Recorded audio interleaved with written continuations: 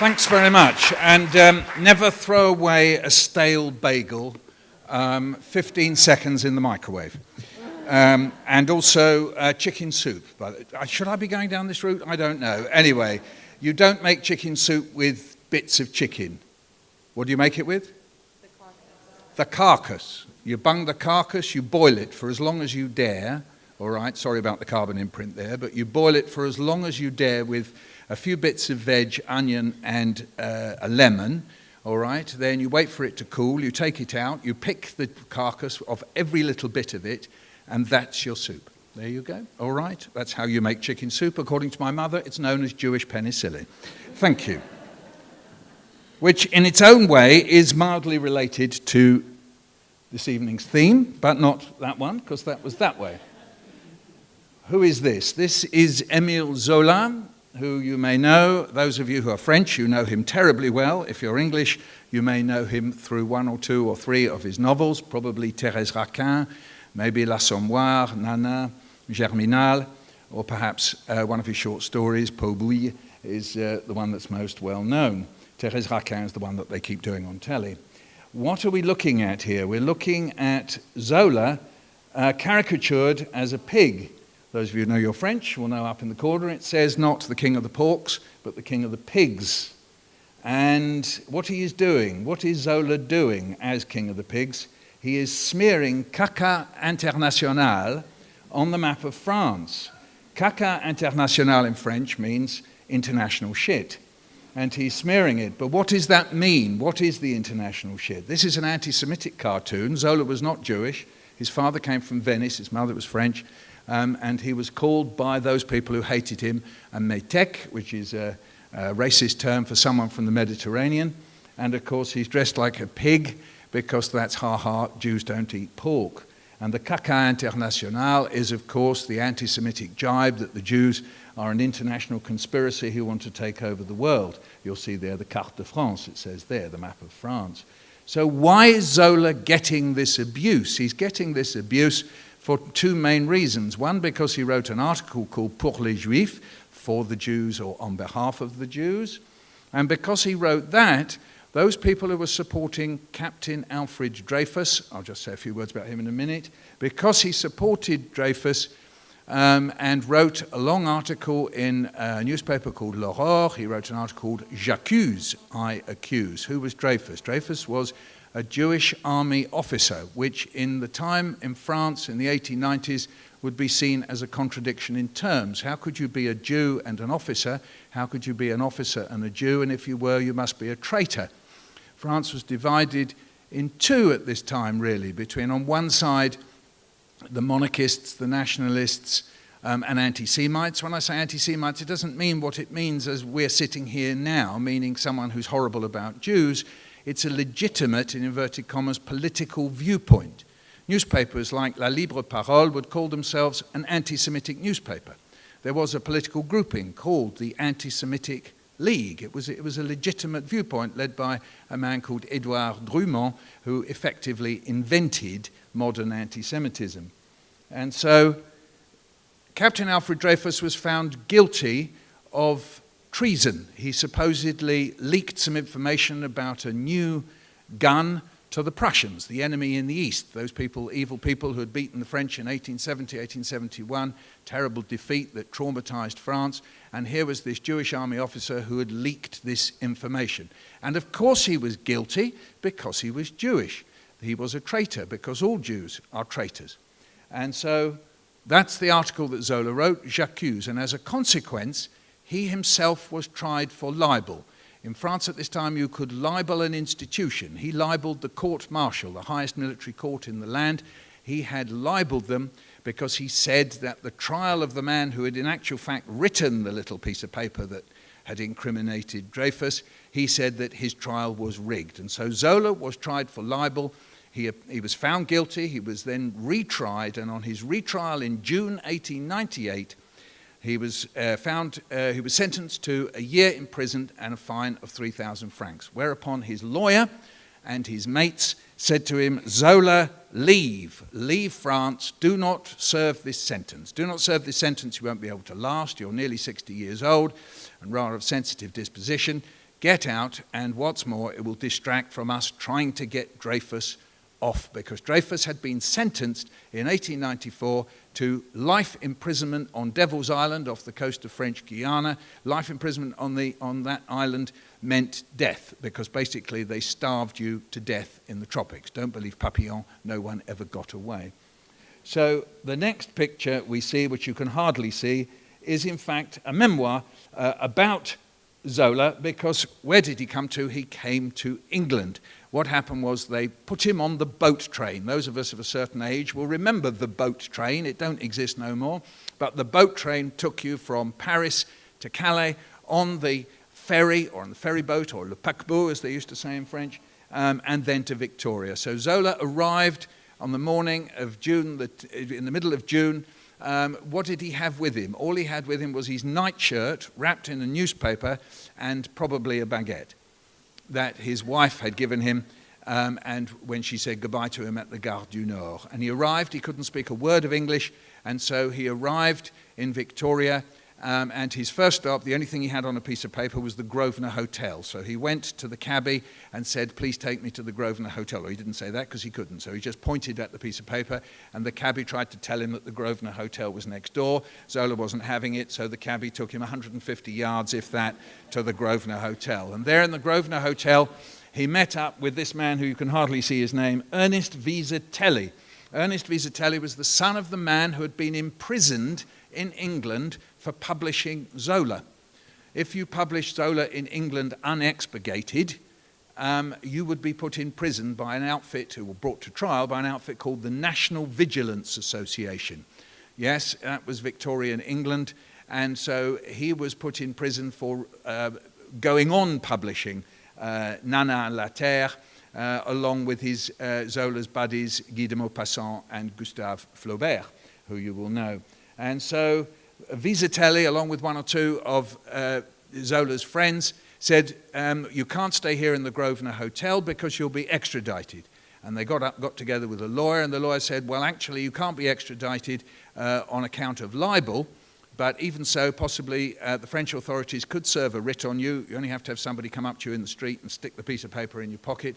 Le huissier, as he's called in French, the bailiff, could come, and then who knows what might happen. So his next step was to ship him off, and I'm afraid I haven't got a photograph of that exactly, but their next stop was to ship him off to Weybridge. This is Walton-on-Thames. We'll come to this in a minute, but I just thought you'd like to look at it. Okay, so to Weybridge, and Weybridge to the Oatlands Park Hotel. And there Zola sat in the Oatlands Park Hotel, wondering about cricket and talking to Fritz the German, and wondering what had happened in his life. His whole life had fallen apart. He said, why me? Pourquoi moi? Why is it me? Why have I sacrificed everything? I, who after all helped France, helped the whole world know about France. At this time, Zola was the world's most famous novelist. He had sold millions of copies of books all over the world. He had become quite wealthy, had remodeled his house and had out to the west of Paris, Médan. And here he was being treated as the enemy, as you saw, the roi des porcs, insulted, abused, threatened with his life. And these were dangerous times. There were pogroms going on against Jews all over France at this time, and Zola was in effect a kind of de facto Jew, the Jew lover, as they called him. So for a bit he was in that place, but the next place he landed up in is Penn, this house here, Penn. It's still there in Walton-on-Thames with a plaque on the wall, and J'accuse behind the door. I visited it for a radio program that you can still hear on iPlayer on the BBC Radio 3 website. And who are these people in the picture? Well, the two little ones are his children, Denise and Jacques. Who is the larger one? And that is Violette, who is Vizetelly's daughter, who helps look after the children. Who is the mother of these children? Is it Zola's wife? No. Zola has a wife. Her name is Alexandrine. He also has what is conventionally called a mistress. I won't call her a mistress. It is his second de facto wife. I believe Zola is best described as a bigamist. He leads a life leading up to this point.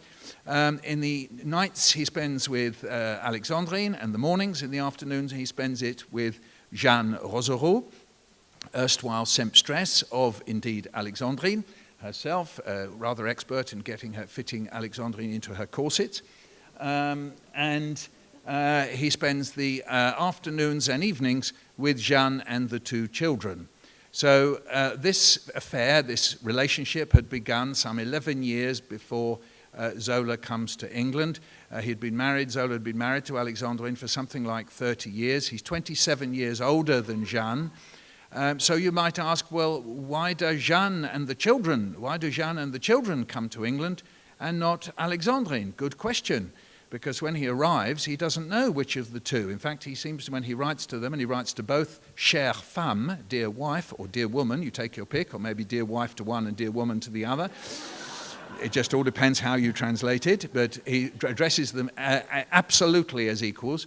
And we don't know when we read his letters, and I've translated many of the letters for the book, which of the two women in his life will come out. In the end, Alexandrine made the decision. Alexandrine, at this point in Zola's life, is in fact the person who is really running Zola's life. She's the manager, and perhaps Jeanne is the lover. We don't know. That's me saying that, so you can ignore what I just said. So Alexandrine decides to manage it, and she says to Zola that he has need of autre consolation, other consolations, obviously referring to the children. And so what happens is Madame Zola arranges for Jeanne to come out with the children ahead of her.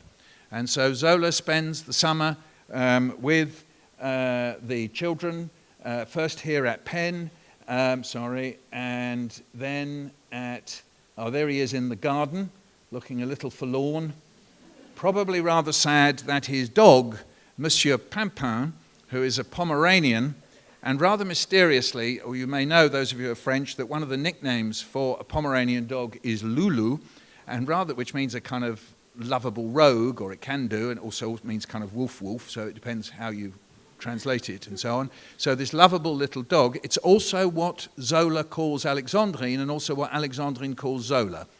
So these, we heard about dog loving, so, you know, this is perhaps taking dog loving to extremes, but quel désastre. What happens is Monsieur Pimpin dies while Zola is in England. I have avoided translating the many letters that take place between Alexandrine and Zola lamenting the fate of the dog. Those of a Freudian disposition might think that a certain displacement was going on here about loss and separation, but Zola basically fell apart at the death of Monsieur Pimpin. So, Monsieur Loulou. There he is writing. He is sitting in Penn, and this room is still there exactly as it was when Zola was there. Huge piles of papers and books in front of him, because Zola was a naturaliste, and that doesn't mean a naturalist or a naturist. What it means is that Zola believed that you write your novels, those novels that you may have seen, the films, Thérèse Raquin and the rest, by scientifically researching the material so that it's accurate. That's not to say they're realist novels. Some of them are quite informed by symbolism, not that he admitted it, but they're informed by, so here he is writing a novel called Fécondité. Fécondité has been translated as fruitfulness, but the novel itself has never been fully translated into English. Why not? Because this is a novel, it's a kind of utopian novel. On one side of it, Zola describes why the birth rate is going down in France. The birth rate is going down in France because women are getting sterilized, they are murdering their children, and they're sending them away to maisons d'enfants trouvées, which means foundling hospitals. But these aren't foundling hospitals like the Humane Corum's Foundling Hospital in London. Far from it. These are places that actually effectively kill off babies. So babies are being shipped out to the provinces with a tiny little amount of money, and the provincial women then just would let them die.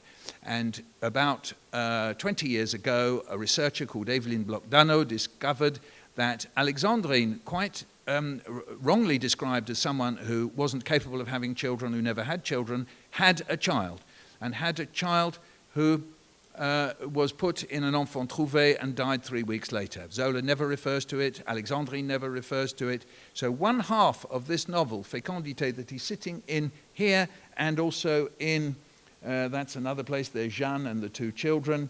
There is the Queen's Hotel. While he sits in the Queen's Hotel in Upper Norwood, Emile Zola, the writer of Germinal, and Thérèse Raquin sitting in the Queen's Hotel in Upper Norwood. Sorry, I've only got a few seconds left. All right. The second side of this rather extraordinary novel, Fécondité, is a tribute to fertility and breastfeeding. Zola had a thing about breastfeeding. He lovingly describes breastfeeding at great length, discusses it academically. He's very into breastfeeding. The woman in the other half of the novel, so on one side we see these terrible acts of sterilization and baby farming and baby killing and so on. In the other half of the novel is this tribute to fertility. There's a couple who have 18 children. Some of them seem to be breastfeeding all at the same time. It's a bit like David Walliams, and Bitty, and in so doing become prosperous, because Zola has a theory that it's through maternal behavior and breastfeeding that France will become prosperous. On the other hand, if we go on killing our children, we will become poor.